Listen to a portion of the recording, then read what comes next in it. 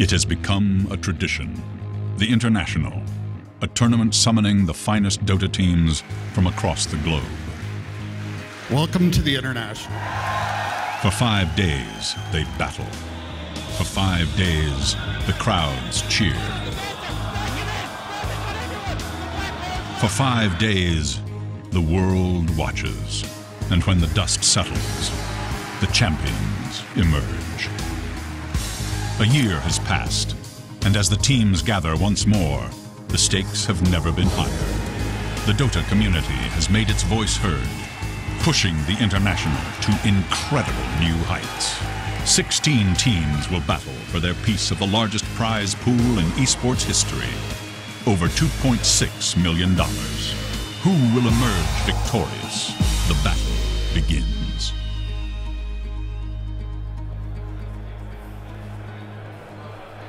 Ladies and gentlemen, welcome to the International 2013 Dota 2 Championships. We're live. A little bit of mic noise there, but ladies and gentlemen, welcome to the International 2013 Dota 2 Championships. So you're joining us here at the pre-show at the panel for a truly amazing event.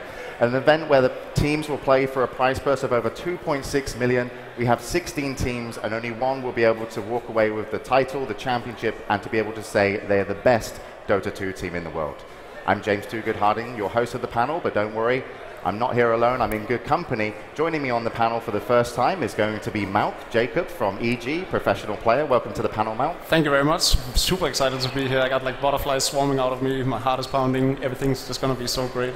So excited. And Ben, a surprise addition, Ben Malini, ex-professional player as well, full-time streamer from the interwebs. Old teammates with Jacob. So unfortunately, David Gods Parker could not be here, so I'll be subbing in for him. I only found out a few days beforehand, so I haven't had a chance to meet many of the players, but I'm excited to be here. It's going to be a great tournament. And of course, it wouldn't be a panel without our resident stat man. It's Bruno from the Good Studio. I'm not really sure where you're from originally. I'm not sure this is this planet, but are you feeling okay, Bruno? I was trying to check, and there was something wrong with me, and I was trying to figure out what it was, and I was like, and now I know what it is. Boom. There we go. That's much better. There we go. All right, yeah, so of course this is just a little pre-show. The event is soon about to kick off, so we get word on that in just a moment. But guys, I'm really excited for this. We've got some great matches coming up earlier. Do you have, before the event starts, any just kind of favorites real quickly for the whole event? I mean, before I went to Seattle, my favorites were Tong Fu, and I sort of expected Orange to go very deep into the tournament, but we've seen Alliance and Na'Vi dominate through the group stages, clearly showing how good they are. So I'm torn on this, like any team could win at this point. Yeah, so many good teams, and I do actually believe they're almost ready in the hall, so we're going to actually throw it over to the hall for the official start of the International 2013 Dota 2 Championships.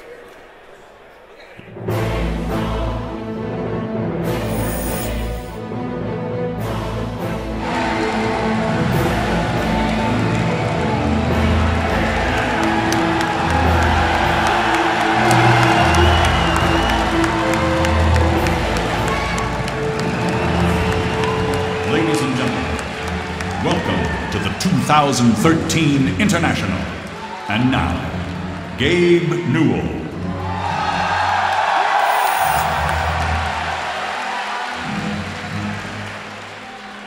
Welcome to the International.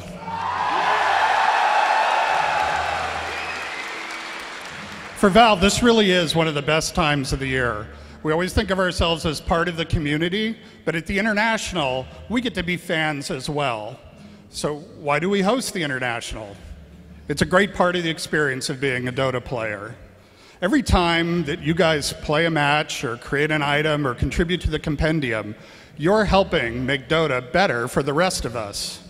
That brings us to these teams, these 16 teams, the best in the world here to see who's going to win this year's International. They not only make the game better for the rest of us, they make it great. So please join me in welcoming this year's competitors.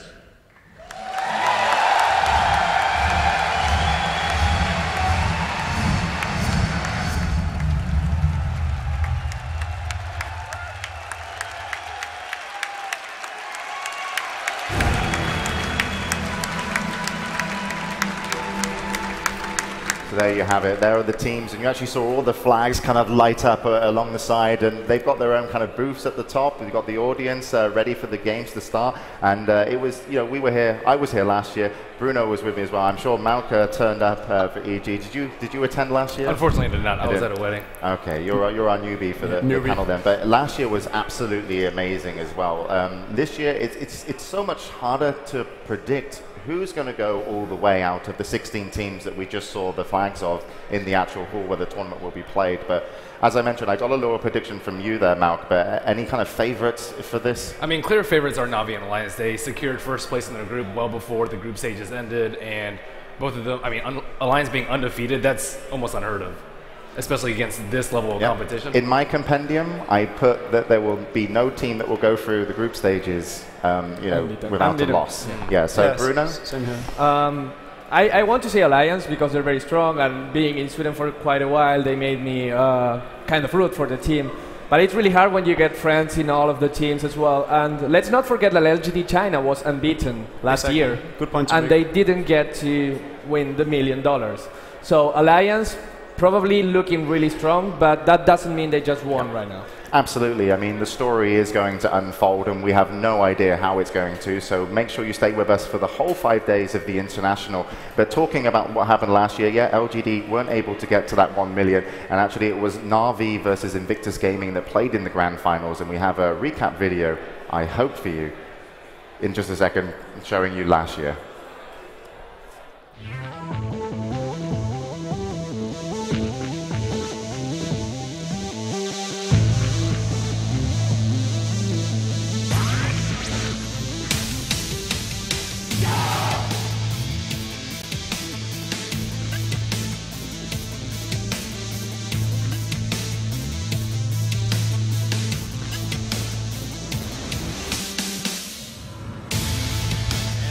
There he is. Chuan going to be tossed up in the air, comes down, blows the Ravage though, catches most of EG.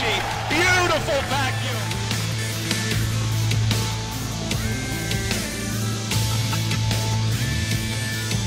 Chuan's low, but Na'Vi players are dying. 3's dead. GG's gold. IG is your champion.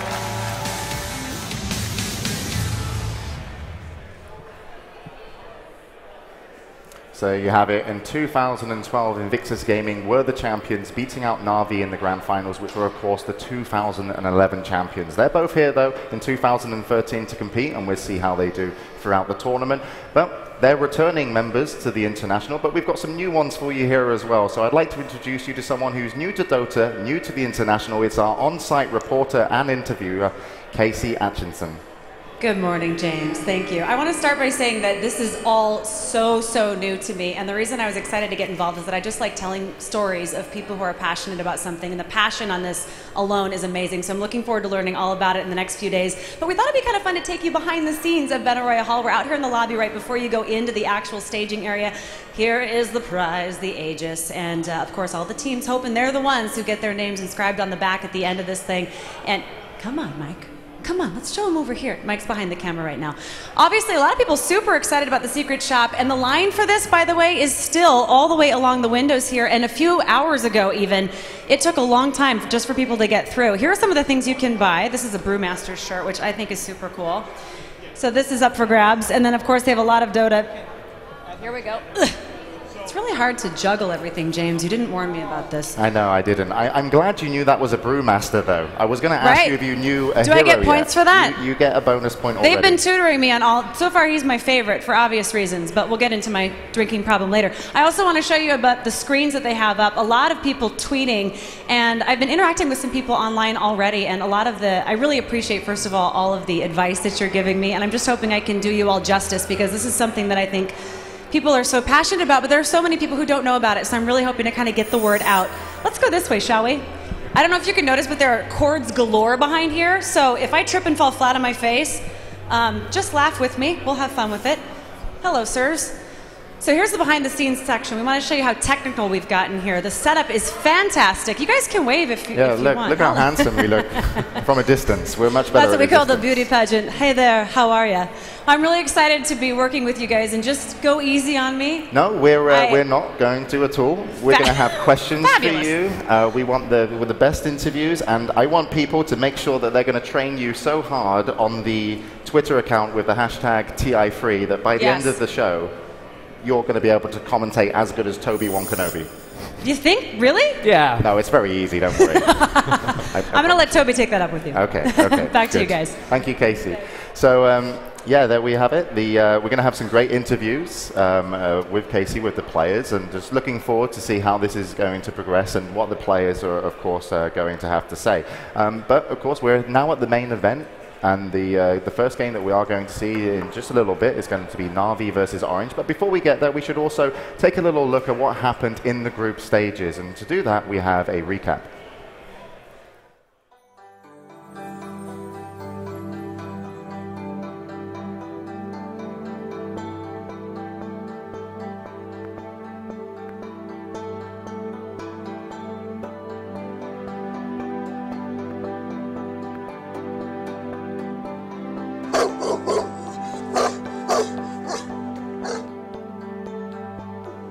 我是来自中国的一位职业 DOTA 玩家，叫陈瑶，游戏 ID 叫周，现在代表的队伍是 IG。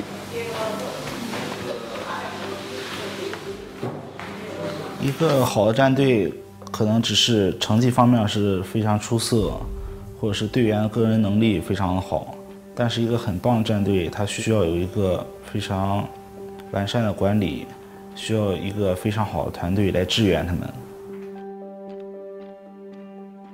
玩家想加入 IG 俱乐部，首先是对 IG 这个品牌的认可，因为以后我们是希望让选手作为一个明星来培养。陈瑶对团队影响是非常大的。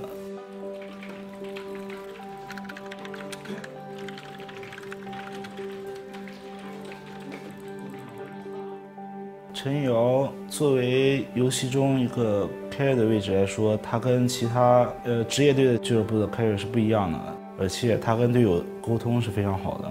很多俱乐部的 carry 在队中只是负责打钱，因为像陈瑶这样的小孩，他们现在非常小，他们并不知道自己需要什么，但是我们会帮助他来达成他的愿望。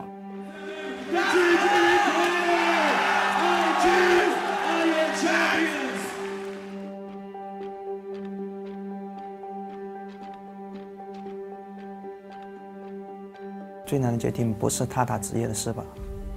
然后我妈妈当时也挺对，她说她要打职业，我妈妈其实很反对的，因为家里人她在读那个建筑工程学，然后即将毕业了，都想她找个好工作。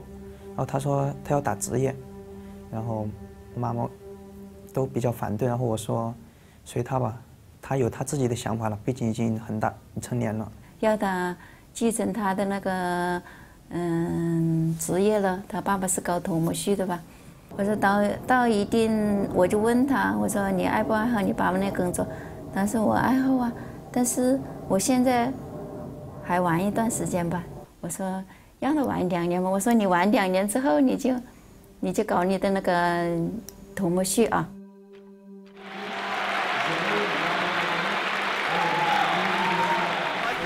But he can't take everybody. Chuan's low, but Na'Vi players are dying. 3's dead. GG's gold. GG is gold. IG is your champion for International 2. 我觉得我从打职业生涯开始一直都是比较幸运的，包括到目前为止，我自认为是成功的。我得到了自己想要的，然后自己的事业也是自己的爱好。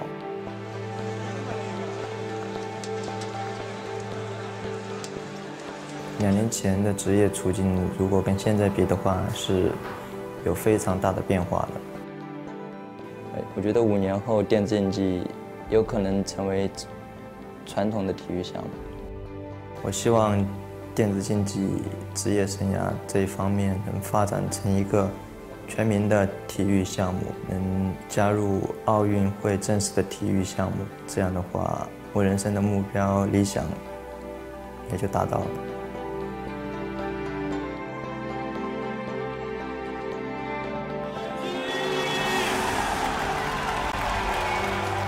肯定骄傲，他完成了我的梦想。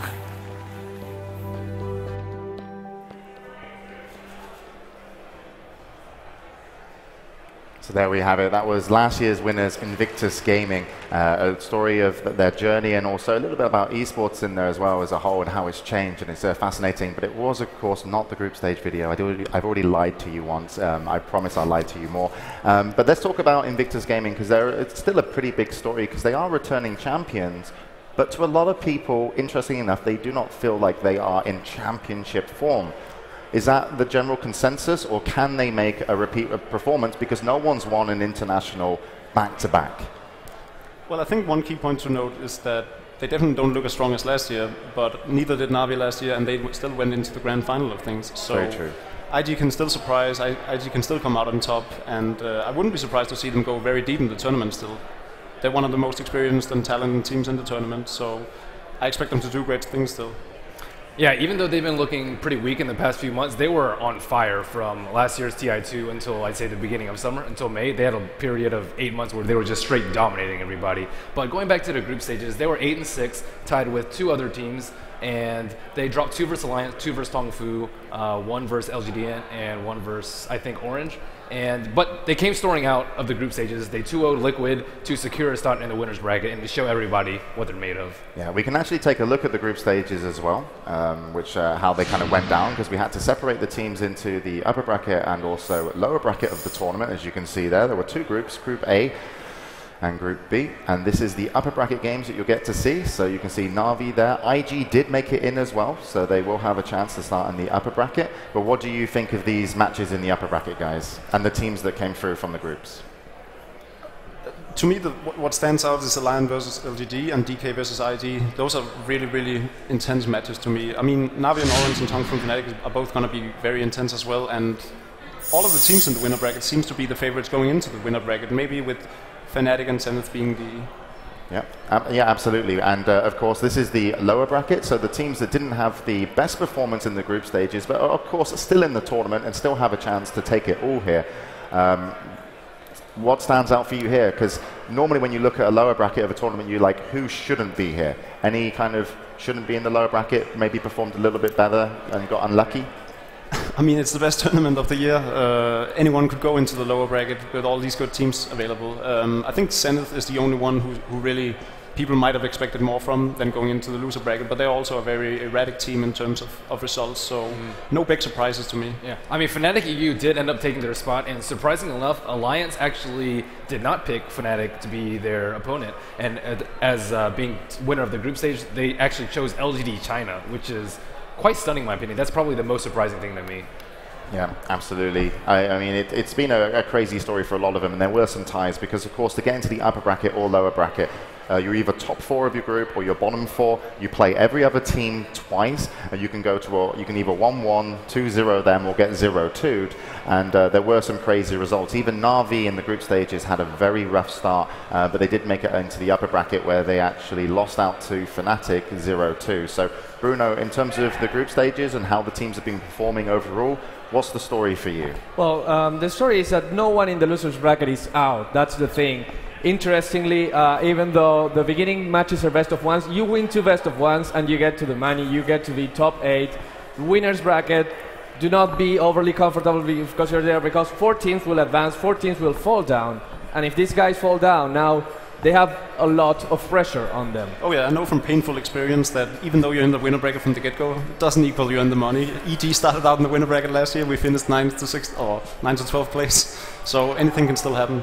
Yeah, anything can still happen. And the one team that everyone's got their eye on, in my opinion, is Alliance. They were the team that did not drop a single game in the group stages. And how does that happen? Like, did anyone predict that coming? Well, I think a lot of teams or the players or the community on the whole knew that the Alliance would be some of the favorites going into the tournament. They've been very strong in their performance, both in China and back in Europe. So no surprise. Yeah, no surprise. But we do actually have a nice little some footage for you about Alliance and their group stages and how it went. So we're going to go to that and see exactly how their group stages went down.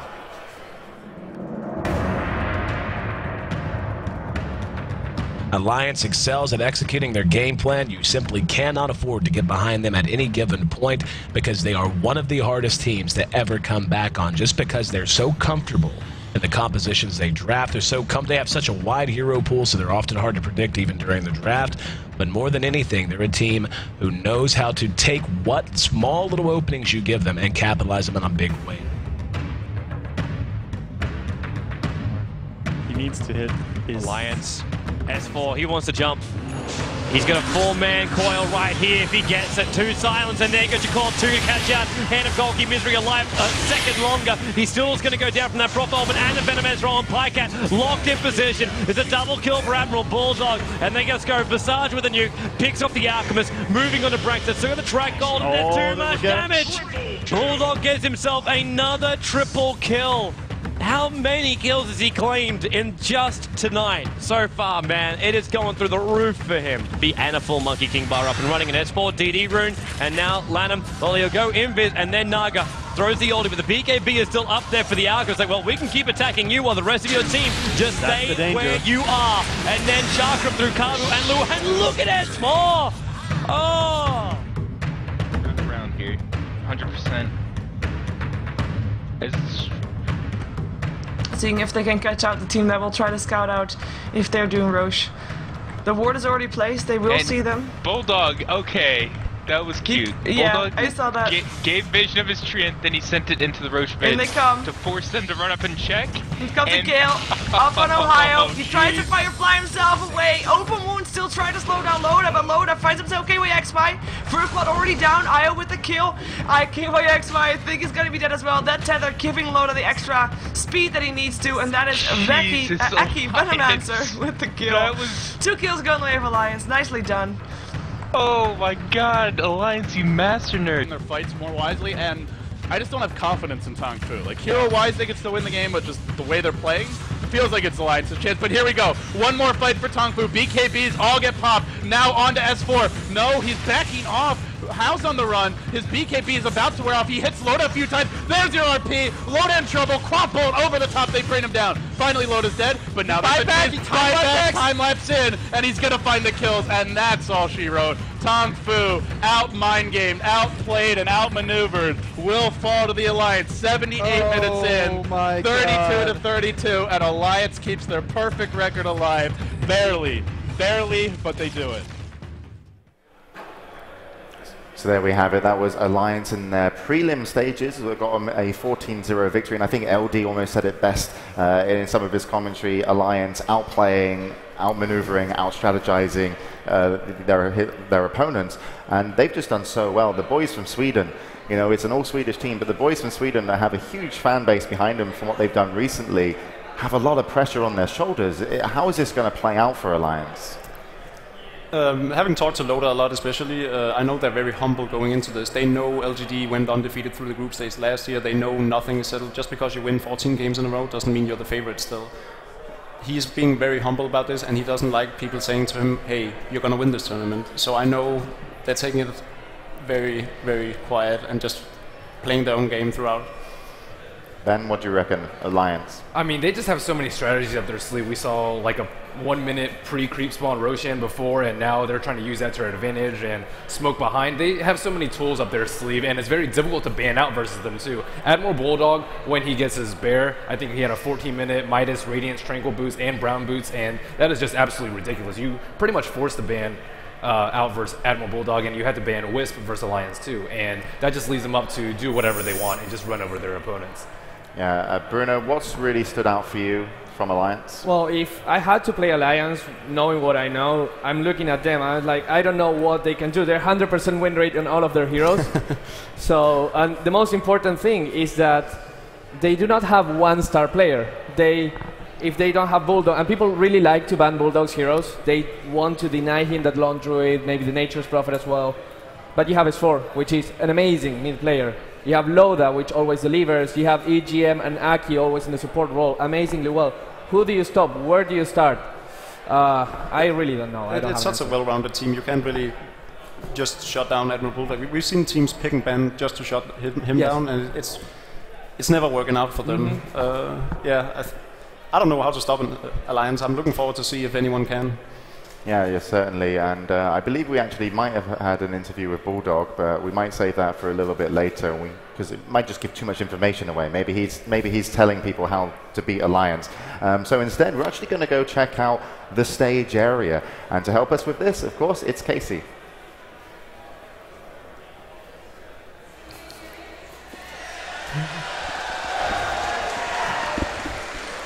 So I think you heard that. It's pretty packed here. A lot of energy.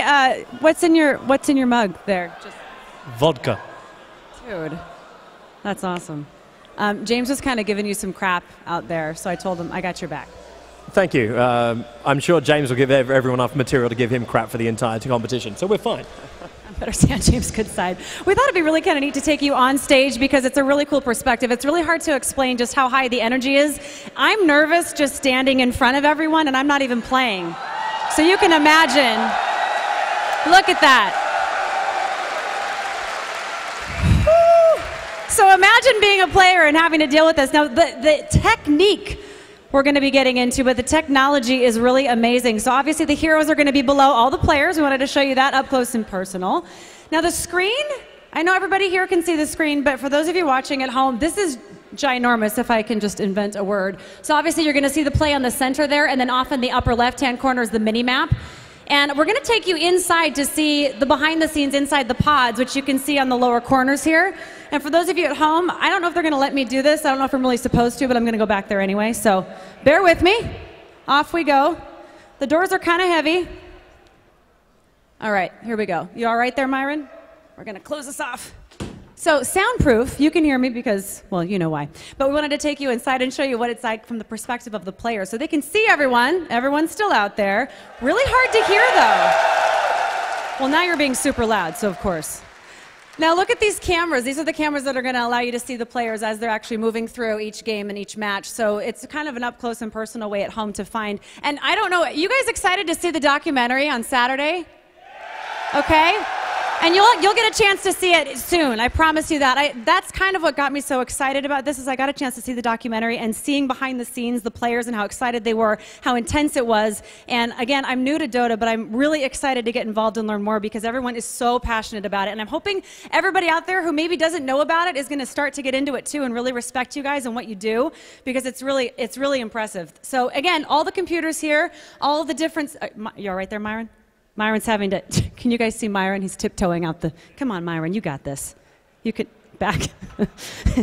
Walking backwards with a camera and 200 cables, no big deal. Yeah, sure, why not? That's for you. That's for you. You okay? Please be careful. And then, of course, I want to show you the creme de la creme, the teams. You can see all of them up there. See if we can pan. And then back around that way again.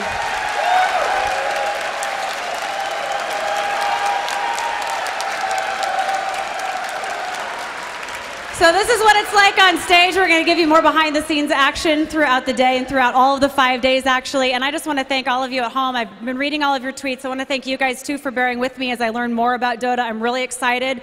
And this is just an awesome thing that I can't wait to showcase, hopefully to a bigger audience as well. James, back to you. Thank you so much, Casey. Yeah, absolutely amazing. Everyone's, look at that, turnout in full force here in Seattle, where we're going to be live for 5 days. But also, I have to have Twitch chat open too, and the guys on Twitch chat, there's 130,000 of them, 30,000 of them right now, and there will be more, and there's going to be multiple streams, so different languages throughout the whole event.